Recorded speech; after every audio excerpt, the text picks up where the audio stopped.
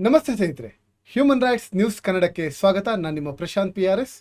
ನಮ್ಮೊಂದಿಗೆ ವಿಶೇಷ ಅತಿಥಿಯಾಗಿ ಸಂದೇಶ್ ಅವರು ಕೋಲಾರದಿಂದ ಜಾಯ್ನ್ ಆಗಿದ್ದಾರೆ.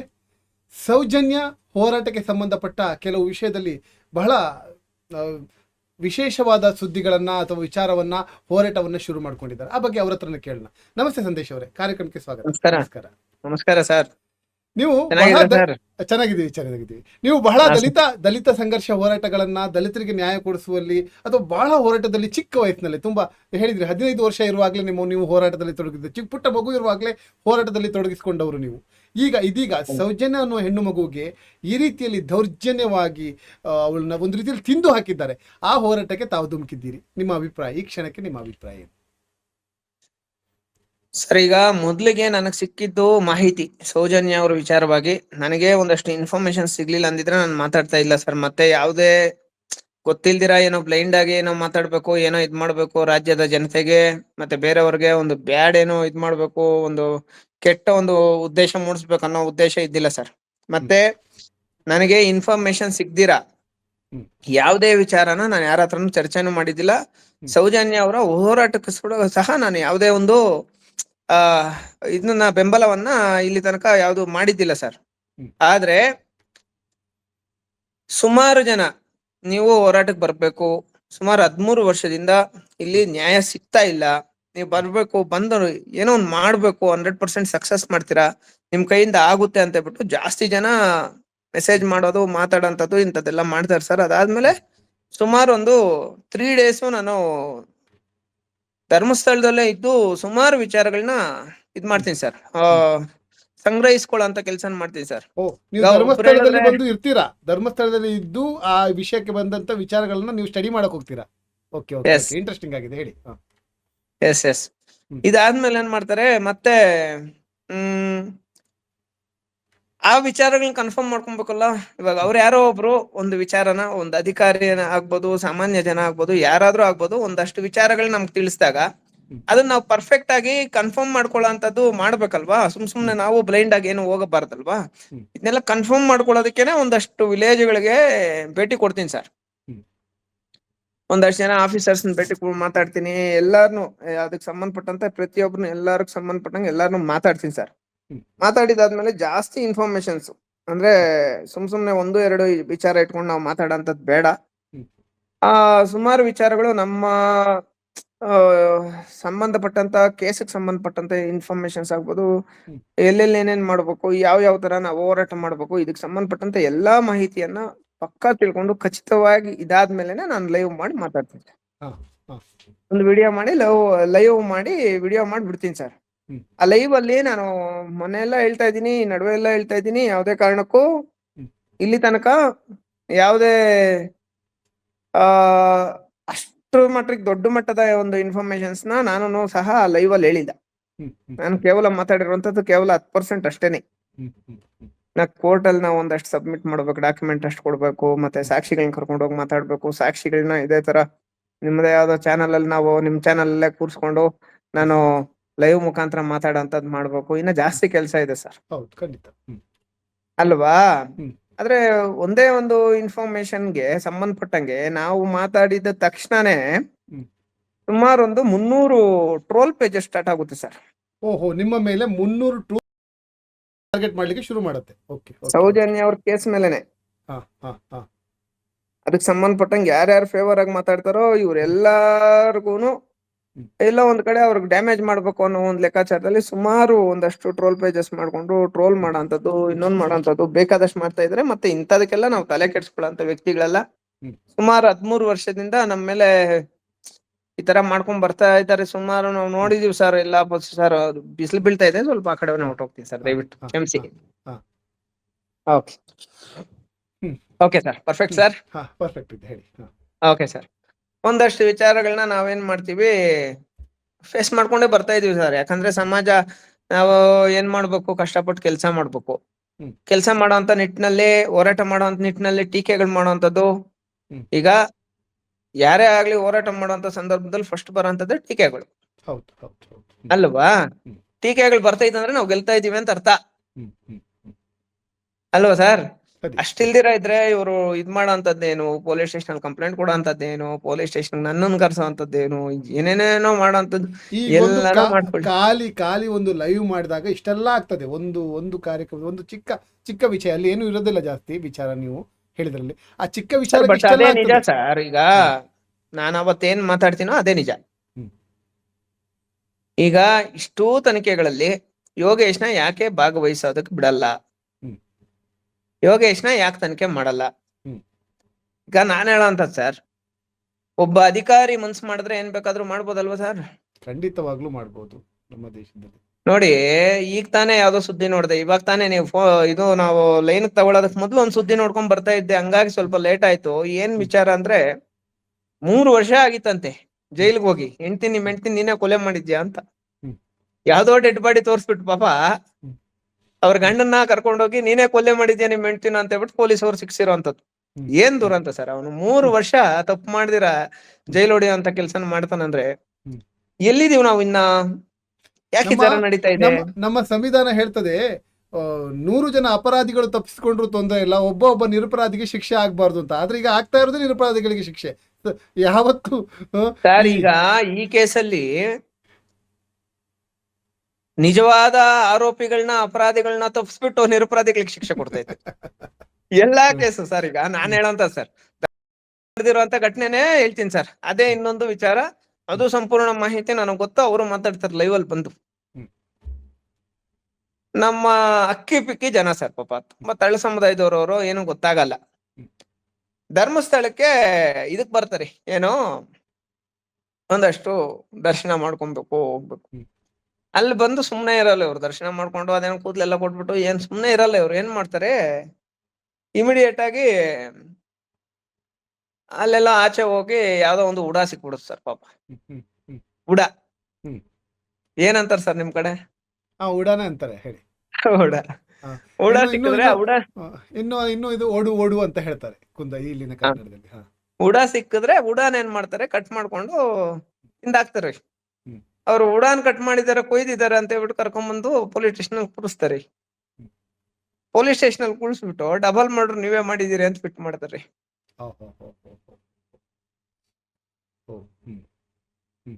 ಅರ್ಥ ಆಯ್ತಾ ನಿಮ್ಗೆ ಯಾವ ಕೇಸ್ ಅದು ಅಂತ?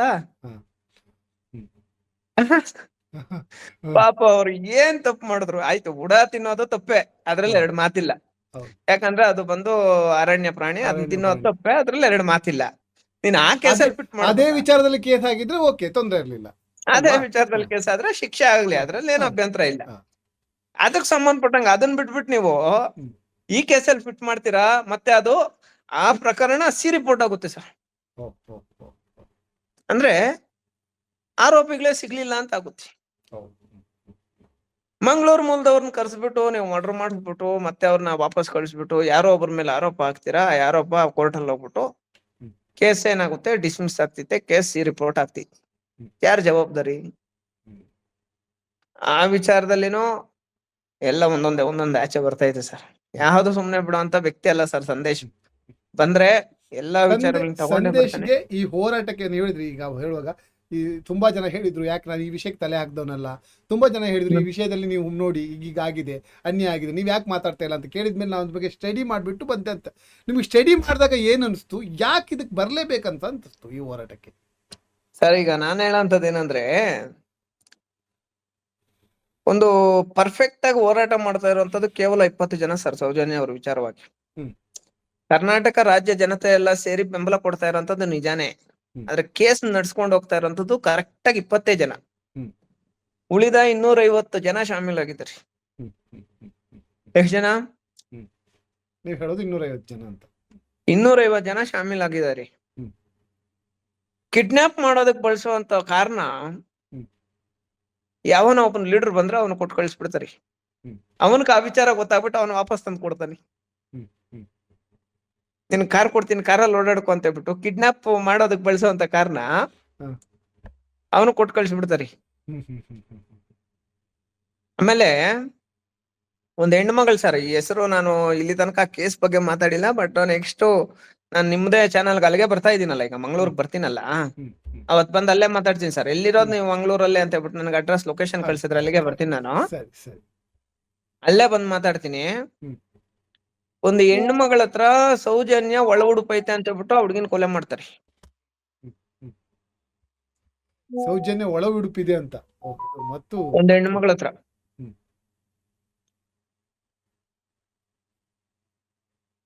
ಏನ್ ಈ- ಅನ್ಸುತ್ತೆ ಕೇಳ್ಕೊಂಡ್ರೆ? ಇಂಥ ಸೂಕ್ಷ್ಮ ವಿಚಾರಗಳು ನಿಮ್ಗೆ ಹೇಗ್ ಗೊತ್ತಾಗ್ತಾ ಇದೆ? ಎಲ್ಲಿಂದ ಗೊತ್ತಾಗ್ತದೆ? ಎಲ್ಲಿಂದ ದಾಖಲೆಗಳನ್ನ ನೀವು ತೊಡಕಾಡಿ ತಗೊಂಡ್ ಬಂದಿದ್ದೀರಾ ಅಂತ? ಕೋರ್ಟ್ಗೆ ಸಬ್ಮಿಟ್ ಮಾಡ್ತೀನಿ ಅದೆಲ್ಲ. ಹಾ ಹಾ ಹಾ ಹಾ ಅದನ್ನೆಲ್ಲ ಕೋರ್ಟ್ಗೆ ಸಬ್ಮಿಟ್ ಮಾಡ್ತೀನಿ, ಅದನ್ನೆಲ್ಲ ತನಿಖಾ ಅಧಿಕಾರಿಗಳಿಗೆ ಸಬ್ಮಿಟ್ ಮಾಡ್ತೀನಿ, ಅದ್ರಲ್ಲಿ ಡಿಫ್ರೆನ್ಸ್ ಇಲ್ಲ. ಬಟ್ ತಪ್ಪು ಸರ್. ನಮ್ಮ ಹತ್ರ ಎಷ್ಟೇ ದುಡ್ಡಿದ್ಲು, ಎಷ್ಟೇ ಕಾಸಿರ್ಲಿ, ಯಾರನ್ನ ಬೇಕಾದ್ರೂ ಪರ್ಚೇಸ್ ಮಾಡ್ಕೊಳ್ಳೋಂತ ಶಕ್ತಿ ಇರ್ಬೋದು ಸರ್. ಹ್ಮ್ ಆದ್ರೆ ಜನರೆಲ್ಲ ಅವರು ವಿಚಾರವಾಗಿ ಅವ್ರು ಓಡಾಟ ಅಂತ ಹೇಳ್ಬಿಟ್ಟು ನಿಂತ್ಕೊಂಡ್ರೆ ಅದನ್ನ ಯಾರಿಂದ ಏನು ಮಾಡಕ್ ಆಗಲ್ಲ ಸರ್. ಹೌದು ಹೌದು ಹೌದು, ಖಂಡಿತ. ಹಾ ಸರ್. ಈಗ ನಿಮ್ಮ ಮುಂದಿನ ಹೋರಾಟ ಹೇಗಿರ್ತದೆ? ಹಂತ ಹಂತವಾಗಿ ಶಾಂತಿಯುತವಾಗಿ ಮಾಡ್ತಾ ಇದೀವಿ ಸರ್. ಏನಿಲ್ಲ, ಒಂದು ಯೋಗೇಶ್ ಅವರ ಬ್ರೈನ್ ಮ್ಯಾಪಿಂಗ್ ಆಗ್ಬೇಕು, ಇದೇ ನನ್ನ ಹೋರಾಟ. ಹಾ. ಯೋಗೇಶ್ ಅವ್ರ ಬ್ರೈನ್ ಮ್ಯಾಪಿಂಗ್ ಆಗ್ಬೇಕು. ಕಾಮನ್ ಸೆನ್ಸ್ ಇದ್ರೆ ನೋಡಿ ಸರ್, ಈಗ ನಾನು ಹೇಳಂತದ್ದು ಯೋಗೇಶ್ ಮ್ಯಾಟ್ರ್ ಅಲ್ಲ ಸರ್. ಹ್ಮ್ ಮತ್ತೆ ಇವ್ರು ಏನಿದ್ದಾರೆ ಉಳ್ಕೊಂಡಿರೋಂತ ಆರೋಪಿಗಳು, ಈಗ 3 ಜನ ಇದಾರಲ್ಲ, ಇವ್ರು ಏನ್ ದೊಡ್ಡ ವಿಚಾರ ಅಲ್ಲ ಸರ್ ಅವ್ರಿಗೆ. ಹ್ಮ್ ಹ್ಮ್ ಹ್ಮ್ ಒಬ್ಬನೆಲ್ಲೋ ಬೇರೆ ಕಡೆ ಇದ್ದಾನೆ, ಓಕೆ, ಅದು XYZ. ಹ್ಮ್. ಆದ್ರೆ ಒಬ್ಬನ್ನೇ ಸೇವ್ ಮಾಡ್ಬೇಕು ಅಂತ ಇರೋದವ್ರು. ಒಬ್ಬನಿಗೋಸ್ಕರ ಎಲ್ಲಾರನ್ನೂ ಸಾಯಿಸ್ತಾರೆ ಅವ್ರು, ಹ್ಮ್ ಹ್ಮ್ ಹ್ಮ್ ಒಬ್ಬನಿಗೋಸ್ಕರ ಎಲ್ಲಾರನ್ನೂ ಕೊಲೆ ಮಾಡ್ತಾರೆ. ಹ್ಮ್. ಈಗ ಏನು ಒಂದಷ್ಟು ವಿಚಾರಗಳನ್ನ ಅವರು ಫೇವರ್ ಆಗಿ ಮಾತಾಡ್ತಾ ಇದ್ದಾರೆ. ಹ್ಮ್. ನಾಳೆ ದಿನ ಅವ್ರೇನಾದ್ರೂ ವಿರುದ್ಧವಾಗಿ ಮಾತಾಡಿದ್ರೆ ಅವ್ರನ್ನೂ ಕೊಲೆ ಮಾಡ್ತಾರೆ. ಹ್ಮ್ ಹ್ಮ್ ಹ್ಮ್ ಅತ್ಯಾಚಾರಿಗಳಿಗೆ ಫೇವರ್ ಆಗಿ ಮಾತಾಡ್ತಾ ಇದಾರಲ್ಲ, ಇದು ಕರ್ನಾಟಕದ ನಿಜವಾದ ದುರಂತ. ಇವತ್ತು ಹ್ಮ್ ಹ್ಮ್ ಅತ್ಯಾಚಾರಿಗಳ ಫೇವರ್ ಆಗಿ ಮಾತಾಡ್ತಾ ಇದ್ದಾರೆ ಹ್ಮ್ ಕೆಲವು ಹಿಂದೂ ಮುಖಂಡರು. ಹ್ಮ್. ಅಲ್ಲಿ ಸೌಜನ್ಯ ಯಾವ ಕಮ್ಯುನಿಟಿ? ಹ್ಮ್. ಯಾವ ಪ್ರಶ್ನೆ ಕಮ್ಯುನಿಟಿ ಮಾಡ್ಬೇಕಾಗತ್ತೆ. ಪ್ರಶ್ನೆ ಮಾಡ್ಬೇಕಾಗತ್ತೆ. ಗೌಡ ಸಮಾಜಕ್ಕೆ ಸೇರಿದಂತ ಹಿಂದೂ ಹೆಣ್ಮಗಳು ಅಲ್ಲವಾ?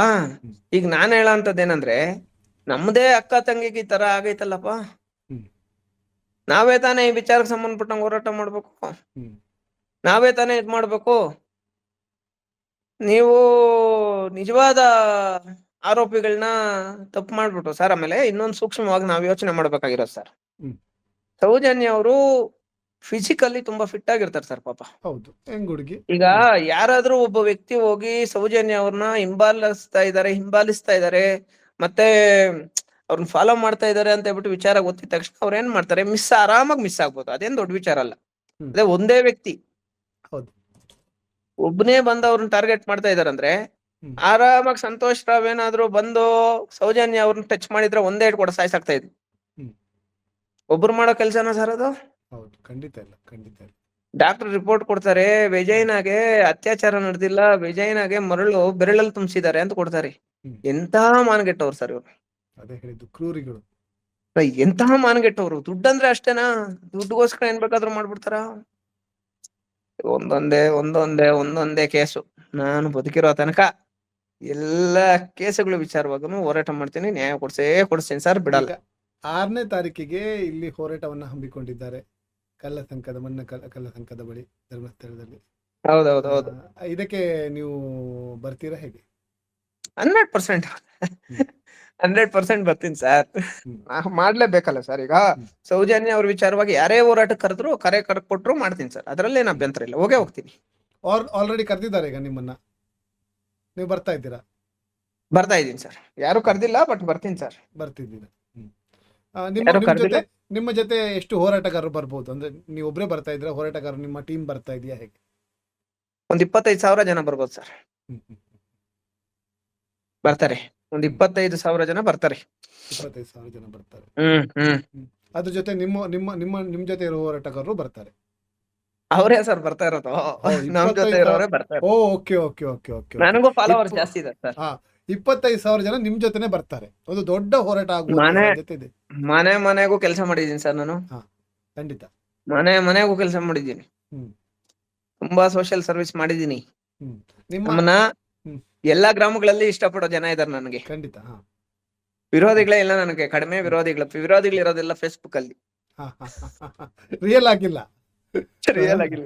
ಫೇಸ್ಬುಕ್ ಅಲ್ಲಿ.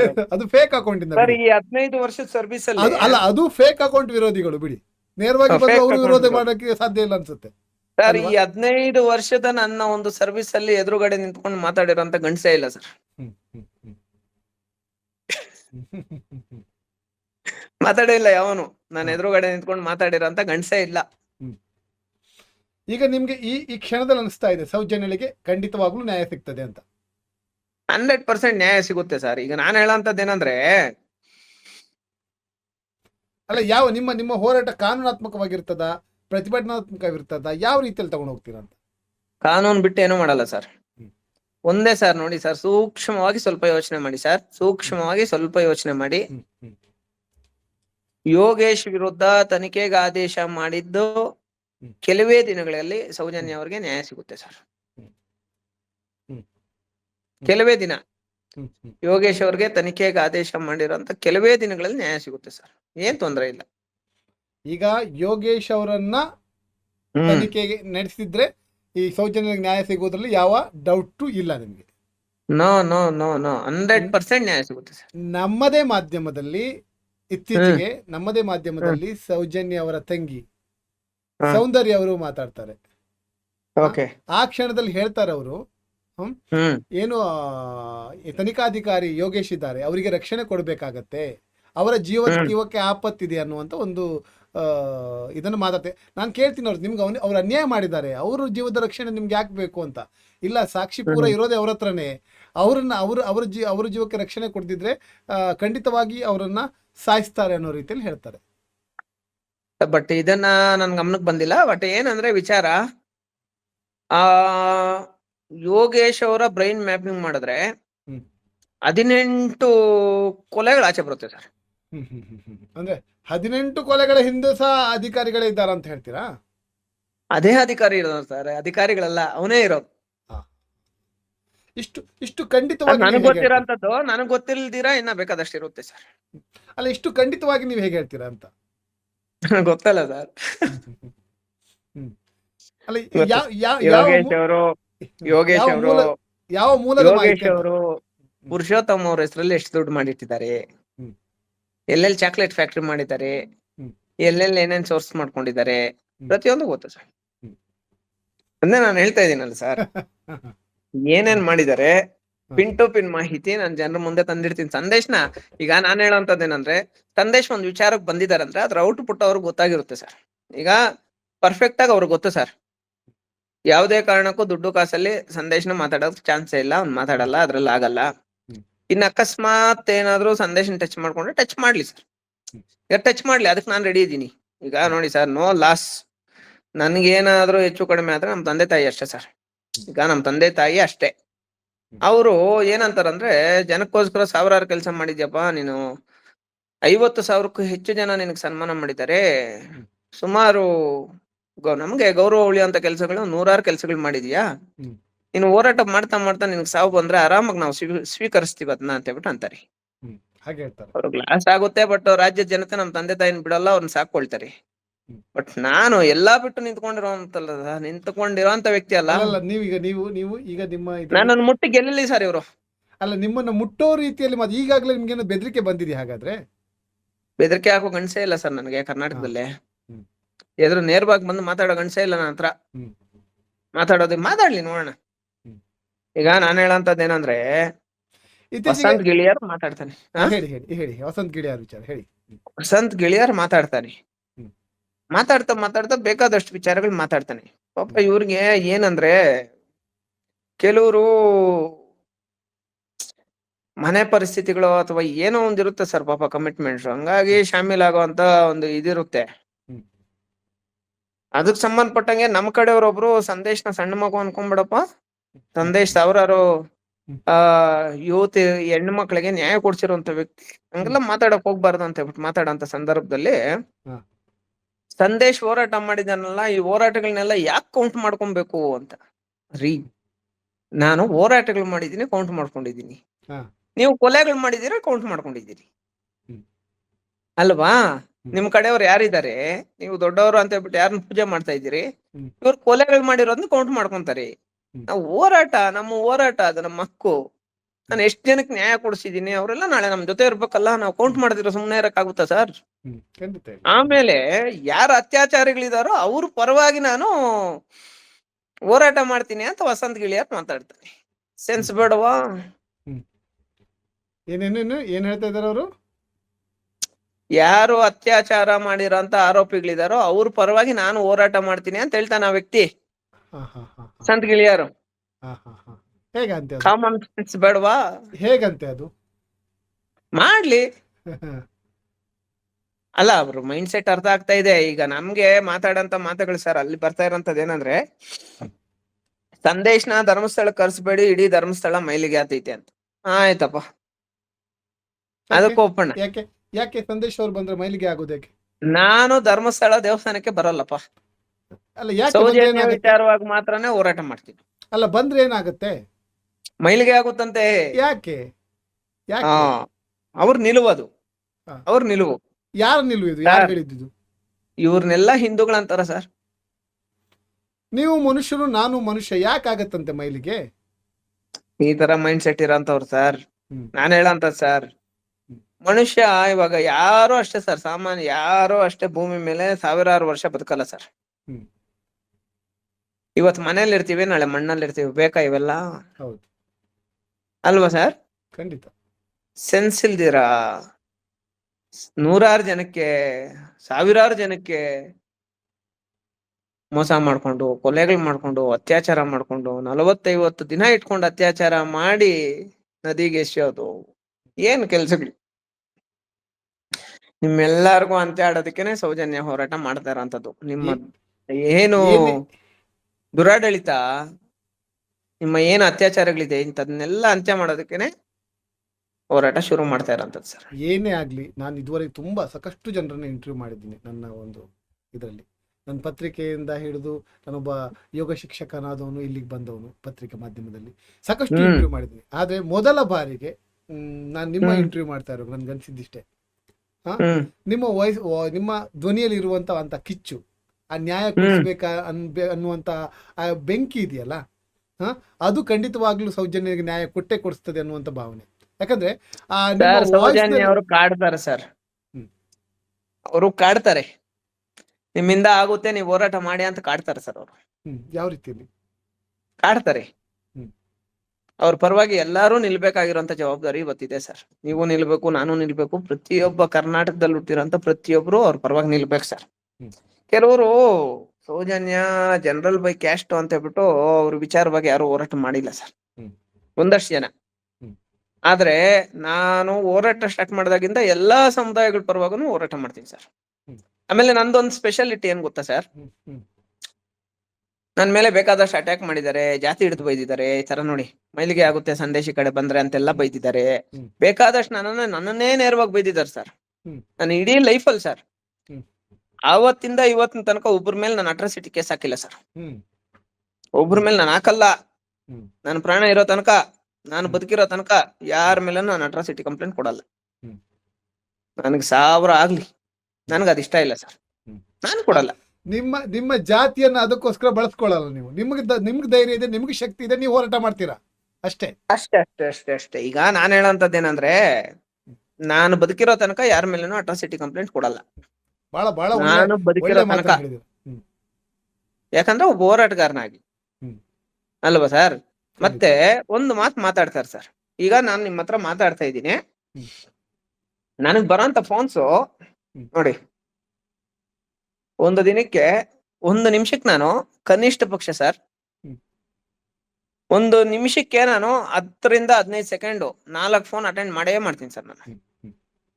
ನೋಡಿ, ನನಗ್ ಬರೋಂತ ಫೋನ್ಸು ನೋಡಿ ಬರ್ತಾನೇ ಇರುತ್ತೆ ನೋಡಿ.